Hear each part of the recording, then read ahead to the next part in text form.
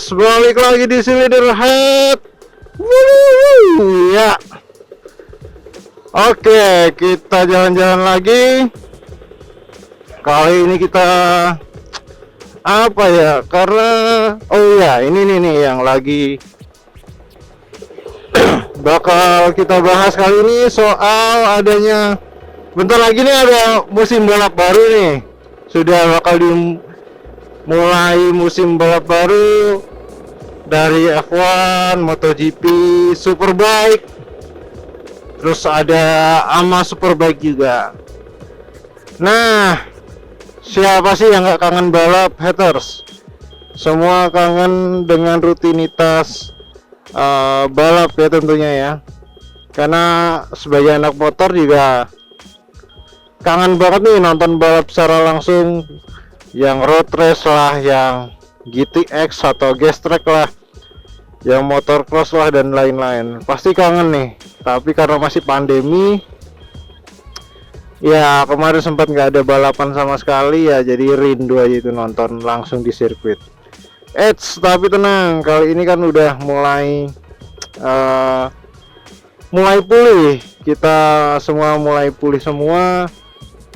Jadi ya semoga aja cepet ditemukan obat dan vaksinnya ya teman-teman. Jadi semua bisa beraktivitas lagi, aktivitas balap juga udah mulai balap lagi, mulai gencar lagi, meskipun masih ada protokol-protokol yang harus dipatuhi.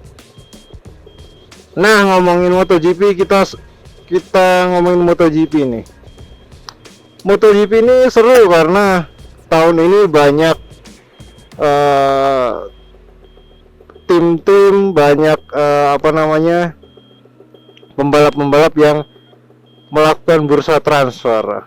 Ducati ada Jack Miller sama Pecco, terus di Yamaha ada Viñales sama Quartararo, kemudian di yang di Honda kita masih belum tahu siapakah pendamping dari si Pol Espargaro kan. Kemarin yang kita tahu Marquez masih cedera dan ada Bredel, tapi Bredel pun itu kan sebagai test rider, jadi masih abu-abu si Bredel apakah sebagai pengganti Marquez yang kemungkinan besar di pertengahan musim atau kuartal pertama musim MotoGP mungkin doi akan balik nih, tapi kita masih belum tahu apakah ada pembalap lain yaitu yang bakal menggantikan si posisi Marquez untuk sementara. Kalau desas-desusnya sih si Dovizioso, tapi kita masih belum tahu apakah benar atau enggak. Di posisi Petronas, Yamaha Petronas, Mbah Rossi ya, akhirnya setelah sekian lama di pabrikan, akhirnya si Mbah Rossi ke satelit, tapi tetap disupport oleh pabrikan, didampingi oleh muridnya sendiri yaitu Morbidelli. Oke, kita balik ke mana ya? Oh ini nih KTM juga diisi Young Rider. Di pembalap utamanya, pembalap inti KTM ada Oliveira dan juga siapa itu yang dari Afrika Selatan, aduh lupa siapa namanya, siapa ya, mungkin teman-teman yang tahu silakan bisa komen di bawah. Pendamping Oliveira namanya sih agak-agak susah diucapin dikit, tapi yaitu dari Afrika Selatan.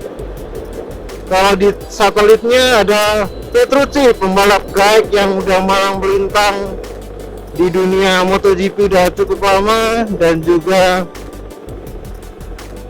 debutan dari didikan KTM dari Moto2.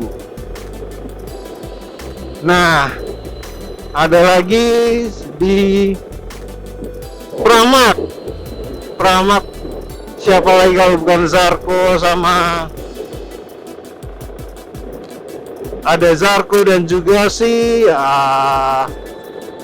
siapa namanya,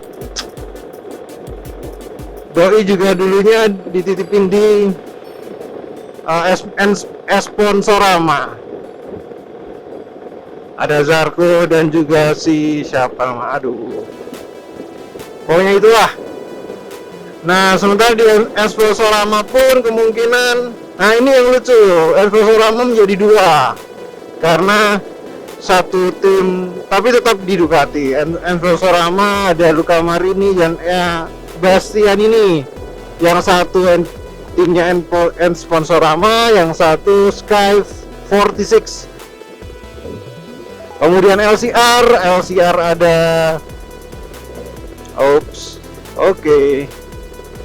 LCR ada Takagami dan juga Alex Marquez yang turun posisi, turun kasta di LCR. Sebenarnya sayang nih si Marquez karena ya itu Honda kemarin sempat tergesa-gesa mengambil keputusannya. Ketika Alex cukup seru nih Alex, karena Alex di akhir-akhir musim doi cukup kencang, tapi ya itu tadi kesempatannya diambil alih oleh si Paul Espargaro. Tapi nggak apa-apa, kita nanti lihat posisinya si Alex ini seperti apa di LCR. Kalau menurut saya sih LCR ini merubah mindset motornya, bakal cocok digunakan oleh semua pembalap. Kan dulu kan masih Marquez sentris, tapi sekarang sudah mulai berangsur-angsur merubah mindsetnya. Tapi oke lah, nggak apa-apa lah. Oke, yang terakhir adalah Aprilia dan juga Suzuki. Aprilia masih dihuni oleh kakaknya Paul Espargaro, yaitu Alex Espargaro, doi pembalap GAC yang malang melintang dari pembalap CRT, kemudian jadi pembalap Suzuki, dan sekarang ke Aprilia. Tapi ya itu, Aprilia masih sedikit terseok-seok teman-teman, karena Aprilia ini masih melakukan pengembangan dan yaitu tadi dana, karena di MotoGP dananya juga cukup besar. Jadi kemarin si Aprilia juga sempat bingung karena Andrea Iannone dijatuhi hukuman 4 tahun tidak boleh balap, sempat digantikan oleh Stefan Bradl, tapi Stefan Bradl nggak cocok mungkin sama gaji dan lain-lainnya, makanya si Bradley Smith sempat nggak cocok sama gaji dan lain-lain, makanya sekarang diganti oleh pembalap jebolan Superbike, Salvadori. Nah ini kita juga nggak tahu nih apakah Salvadori ini cukup bagus atau enggak ya, karena ya belum di Superbike pun ya so-so lah. Salvadori nggak terlalu menonjol dibanding pembalap-pembalap lainnya. Ya berharap aja di Salvadori cukup cemerlang, minimal nggak dibuntut lah ya. Tapi ya kita nggak tahu, nanti kita lihat potensi si Salvadori seperti apa. Nah, yang menjadi perdebatan kemarin adalah posisi Stefan Bradl, karena tahun lalu doi meskipun sebagai titelnya sebagai test rider, tapi doi melakukan sepertiga balapan di MotoGP ini yang nggak cocok sebenarnya. Oke, kita belok dulu. Oke, nggak cocok oleh pabrikan lain karena yaitu doi Bradl ini melakukan double job. Di satu sisi pengembangan motor dibatasi oleh peraturan MotoGP, tapi di satu sisi si Bradl ini tetap ngegas dan ikut balapan. Jadi feedbacknya untuk pengembangan motor double. Jadi ini yang tidak sesuai aturan, makanya dari MSMA kemarin melakukan touring. Kemarin sempat menjadi perdebatan dan besok pun masih ada perdebatan apakah posisi Bradl masih sebagai posisi test rider. Jika test rider, makanya kemungkinan nggak menggantikan si posisi Marquez di Repsol Honda. Tapi kita lihat terus, pantau terus. Yang cukup menarik ada Simba Rossi. Simba Rossi ini pindah ke, diturunkan posisinya ke posisi satelit, tim satelit, tapi tetap dengan dukungan full dari pabrikan. Nah, kita nggak tahu nih Mbah Rossi apakah akan pensiun atau bakalan terus lanjut di MotoGP.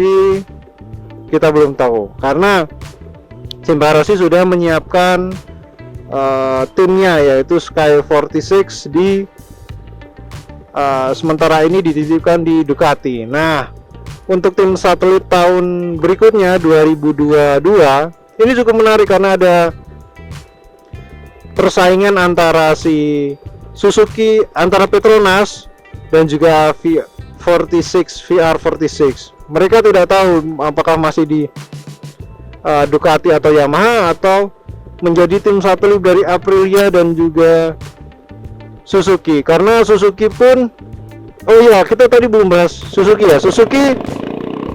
Tim Suzuki masih sama dengan sebelumnya, setelah ditinggal David Di Brivia. Suzuki masih dengan Joan Mir dan Alex Rins, tim yang solid karena dengan merubah-rubah juga nggak enak juga, makanya masih solid dengan timnya.